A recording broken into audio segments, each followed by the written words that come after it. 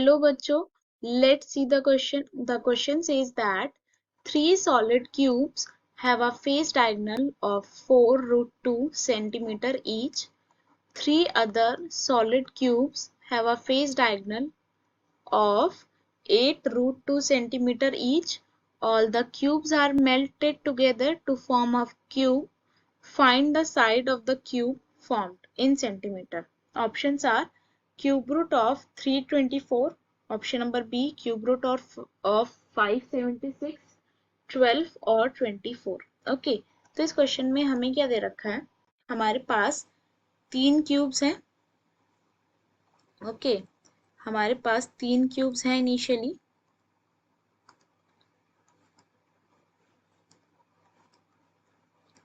और इनका face diagonal है हमारे पास 4 रूट 2, 4 रूट 2 और 4 root 2.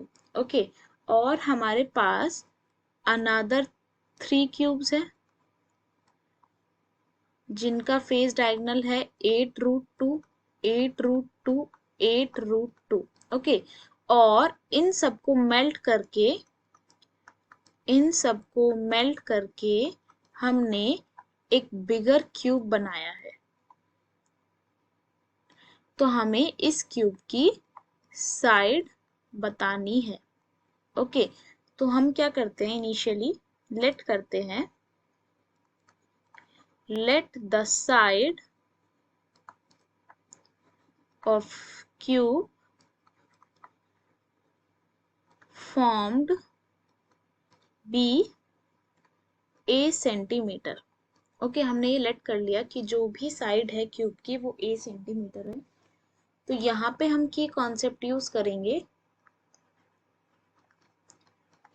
Face diagonal of cube का.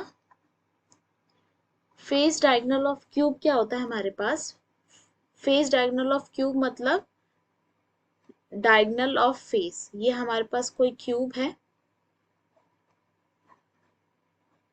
ओके, ये हमारे पास एक क्यूब है, तो हमें पता है कि क्यूब के 8 फेसेस होते हैं.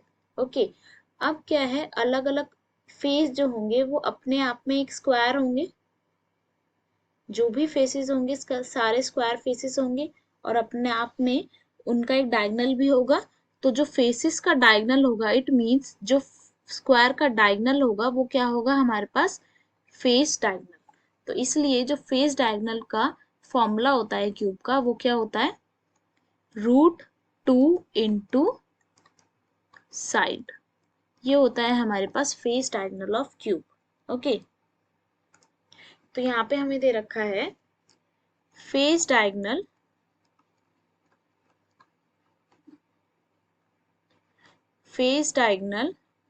Of first 3 cubes. हमें दे रखा है 4 root 2.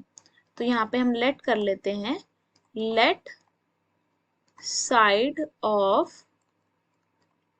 First 3 cubes be A1.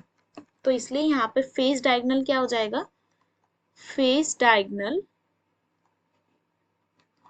Is equal to root 2 into side, और साइड हमने क्या लेट करी है, A1, तो रूट 2 इंटू A1.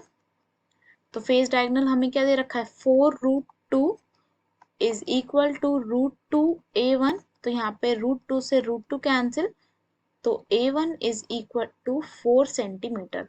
तो जो हमारे पास फर्स्ट 3 क्यूब्स थे उनकी जो साइड होगी वो क्या होगी, 4 सेंटीमीटर. तो similarly for other cubes side be A2.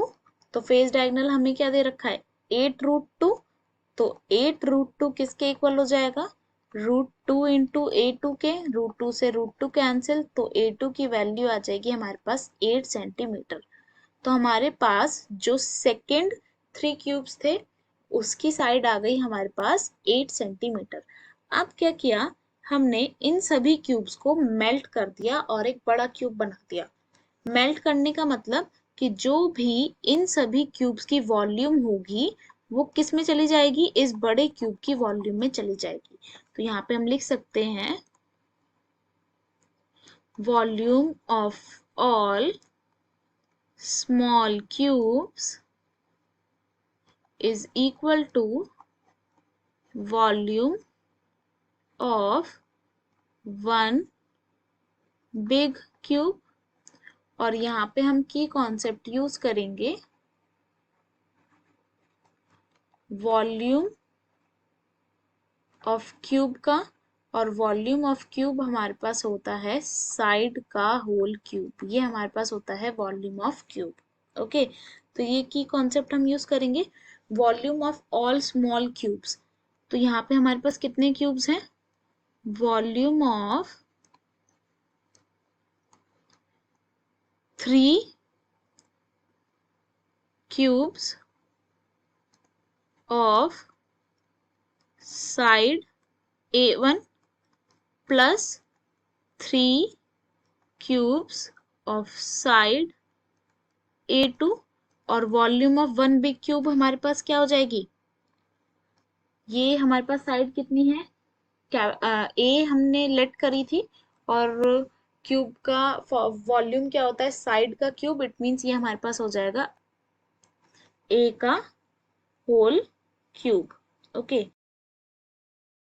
ये आ जाएगा हमारे पास ए क्यूब। अब यहाँ पे volume of 3 cubes of side A one, मतलब 3 इंटू ए वन का whole cube plus 3 cubes of side A two, मतलब 3 इंटू ए टू का whole cube is equal to A का क्यूब। और ए वन की वैल्यू हमारे हमने निकाली है 4 सेंटीमीटर और ए टू की वैल्यू हमने निकाली है 8 सेंटीमीटर।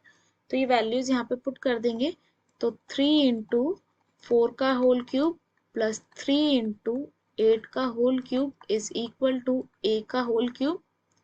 तो 3 इंटू 4 का होल क्यूब आएगा हमारे पास 64 प्लस 3 इंटू 8 का होल क्यूब मतलब 512 and it would be equal to A का होल क्यूब। इसको हम मल्टीप्लाई करेंगे तो ये हमारे पास आएगा 192, और इसको हम मल्टीप्लाई करेंगे तो ये हमारे पास आएगा 1536 which is equals to A का होल क्यूब। और इसको हम ऐड करेंगे तो ये हमारे पास आएगा 1728 इज इक्वल टू ए का होल क्यूब। तो ए की वैल्यू क्या आएगी हमारे पास, क्यूब रूट ऑफ 1728, और 1728 को हम क्या लिख सकते हैं 12 इंटू 12 इंटू 12। तो हमारे पास कैपिटल ए की वैल्यू आएगी 12 सेंटीमीटर। ओके, तो हमारे पास जो बिग क्यूब बनेगा उसका जो एज होगा वो होगा 12 सेंटीमीटर, और यही हमारे पास फाइनल आंसर होगा। तो इसलिए यहाँ पे हमारे पास ऑप्शन नंबर सी जो है वो करेक्ट ऑप्शन है। Okay, hope you will understand. Best of luck, thank you.